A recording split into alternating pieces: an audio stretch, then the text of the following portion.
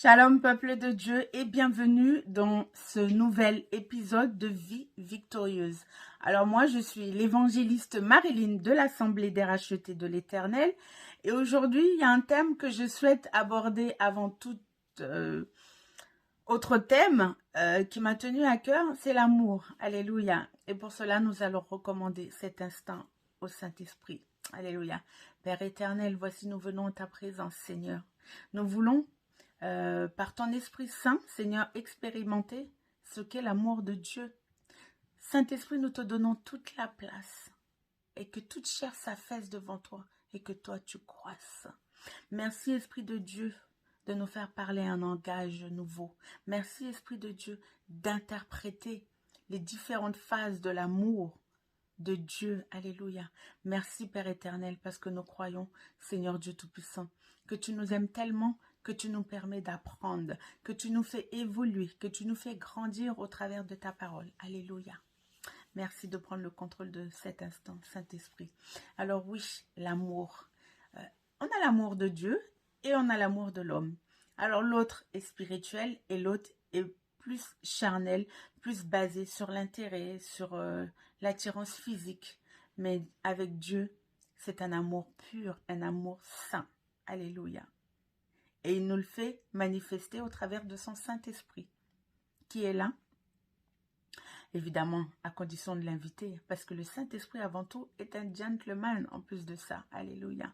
Alors oui, nous avons l'amour de Dieu, cet amour qui est éternel, cet amour qui est spirituel, cet amour qui déplacerait même une montagne, parce que avec l'amour de Dieu, rien n'est impossible.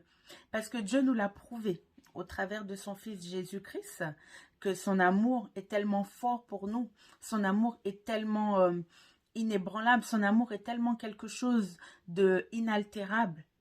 Il nous l'a prouvé encore, il nous a prouvé en nous donnant son Fils unique. Il a permis, en fait, cette façon de communiquer avec nous qu'on n'arrivait pas à comprendre. Dieu a essayé de toutes les manières de nous parler par les prophètes, différentes manières. Mais nous avons eu du mal parce que nous avons la tête dure, les oreilles qui n'entendent pas. Et alors il a envoyé quoi? Son Fils unique. Et en plus, il nous a fait grâce de son Saint-Esprit qui est là dans notre cœur, qui nous parle. Tout est histoire de cœur, tout est histoire d'amour avec Dieu. Lui, il n'a pas besoin des choses charnelles, les petites choses matérielles. Il n'y a pas d'intérêt avec Dieu. Tout est sincère, tout est basé sur la confiance, sur la foi, la paix, l'amour. Et avec toutes ces choses, c'est un cocktail détonnant que Dieu nous réserve.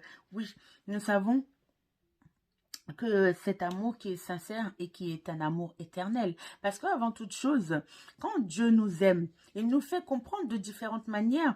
Et il nous fait comprendre par son Esprit Saint qui nous parle, qui est dans notre cœur, qui nous guide chaque jour et qui nous permet d'entrer de plus en plus dans sa présence. Parce que l'amour de Dieu est une autre dimension que si nous arrivons à capter, si nous arrivons à entrer dans cette dimension, mais nous marchons sur des nuages, nous ne pouvons même pas savoir à quel point c'est merveilleux. Mais malheureusement, nous ne faisons pas toujours cette expérience qui est de marcher dans les airs avec Dieu, de dire « Ah, nous sommes sur un petit nuage quand nous sommes amoureux. » Oui, nous le sommes avec un être charnel, mais nous allons marcher sur... Nous allons tout faire pour cet homme ou pour cette femme. Des choses même que nous croyons même pas que nous aurions été capables. Mais nous sommes capables de le faire pour un homme, pour une femme. Alors que celui qui nous permet de respirer, celui qui nous a tissés dans le ventre de notre maman, celui qui a dit « Je vous donne mon fils, je vous donne la paix, je vous donne la clé de l'éternité ». Souvent, nous le méprisons. Souvent, nous le sous-estimons, pardon. Souvent, nous ne lui donnons pas la place qui lui revient. Pourquoi? Parce que nous sommes plus attirés par le côté charnel. Parce que nous aimons être dans la séduction. Mais toutes ces choses-là, nous pouvons le faire avec Dieu. Nous pouvons séduire parce que Jésus-Christ est notre époux. Oui, nous pouvons être charmantes avec Jésus. Nous pouvons être charmantes avec notre Dieu. Nous pouvons être amoureuses. Nous pouvons lui dire des mots doux. Nous pouvons lui prouver notre amour chaque jour. Oui. Mais pourquoi nous ne le faisons pas? Parce que nous croyons que Dieu nous doit tout et que nous lui devons rien. Mais nous lui devons la vie.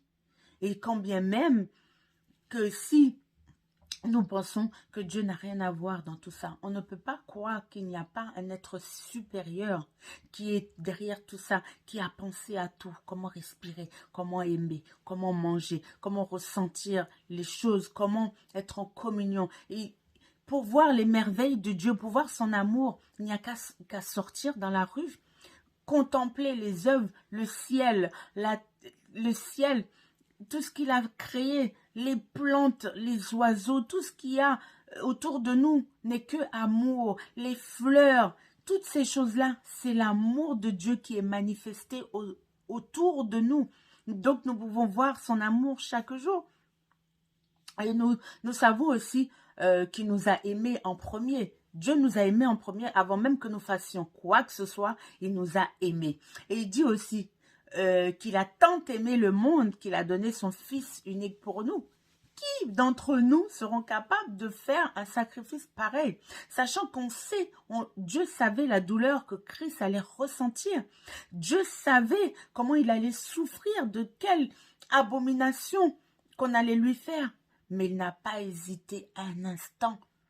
Il a donné pour nous. Il l'a donné parce qu'il nous aime plus que tout. Il nous aime plus que tout. Mais souvent, nous sommes enflés d'orgueil. Pourquoi? Alors que l'orgueil précède la chute.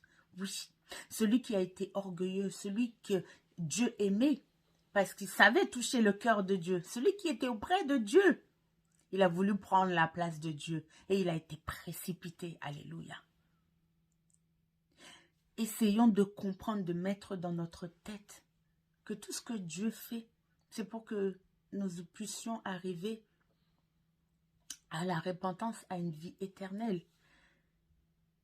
Dieu a tout mis autour de nous. Il a tout fait. Celui qui parle beaucoup de l'amour, entre autres de l'amour sincère, de l'amour qui ne cherche aucun intérêt, c'est l'apôtre Paul dans 1 Corinthiens. D'ailleurs, je vais vous lire le passage dans 1 Corinthiens 13 à partir du verset 4. Oui, il parle de l'amour. Il dit même, quand bien même je parlerai des langues, tu peux parler n'importe quelle langue, tu peux faire toutes les études que tu veux, mais sans l'amour, tu n'es rien. Sans l'amour de Dieu, tu n'es rien. Parce que l'amour de l'homme, ce sera toujours par intérêt. C'est parce que tu peux apporter quelque chose à l'homme. Mais l'amour de Dieu, c'est sans intérêt. Tu n'as pas besoin d'avoir de l'argent. Tu n'as pas besoin d'être riche. Tu n'as pas besoin d'être un tel, monsieur un tel, madame un tel. Parce que Dieu te prend tel que tu es, parce qu'il te connaît. Alléluia. Alors, je vous lis à partir du verset 4. 1 Corinthiens 13, à partir du verset 4. Alors, il dit, la charité qu'on peut remplacer par l'amour, est patiente. L'amour est patiente. Elle est pleine de bonté. L'amour n'est point envieuse, alléluia. L'amour ne se vante point. Elle ne s'enfle point d'orgueil. Elle ne fait rien de malhonnête. Elle ne cherche pas son intérêt. Elle ne s'irrite point. Elle ne soupçonne point le mal. Elle ne se réjouit pas de l'injustice, mais elle se réjouit de la vérité. Tout cela, oui, parce que nous croyons que l'amour excuse tout. Quand on aime, on ne soupçonne pas le mal. Quand on aime, on ne pense pas que cette personne ne peut nous faire du mal. Et pourtant, la plupart du temps, oui. Mais celui qui ne nous fera jamais de mal, c'est notre Créateur. C'est lui qui nous a aimés en premier. Alléluia. N'est-ce pas merveilleux d'avoir un amoureux comme ça, sur lequel on peut compter chaque jour? Ah, quand on s'interroge sur telle chose, qui est là, qui parle à ton cœur, qui t'apaise, qui te dit, ne t'inquiète pas, je suis là, je suis avec toi. Que ton cœur soit apaisé. Ne t'en fais pas, je t'aime, les battements du cœur de Dieu. Je t'aime, je t'aime, je t'aime, je t'aime. Dieu nous aime tellement que nous ne pouvons même pas imaginer à quel point. Mais un jour, si nous arrivons à faire cette expérience de contempler l'amour de notre Créateur, d'aller dans les hauteurs, dans les lieux élevés, à la montagne sainte, à la rencontre de notre Père et de l'amour qu'il a pour nous. Mais nous sommes l'homme ou la femme la plus heureuse du monde, heureuse ou plus heureux du monde. Parce que demander de plus, si ce n'est que d'expérimenter en profondeur l'amour de notre Dieu, celui qui nous aime. Alléluia. N'est-ce pas merveilleux? Ah oui. Parce que Jésus même dit qu'il est la tête et nous sommes les membres qui ressentent l'amour, parce que c'est la tête qui dirige. La tête de Dieu nous dirige et nous sommes le corps. Jésus dit que nous sommes ses épouses, alléluia, des épouses bien-aimées. Nous sommes là. Nous ne sommes pas jalouses. Alléluia. Oui, nous sommes des femmes qui aimons tous le même homme. Mais pas homme avec un H, mais l'homme, celui qui est. Celui qui s'appelle « Je suis ». Il arrive à avoir plein d'épouses, des co-épouses qui habitent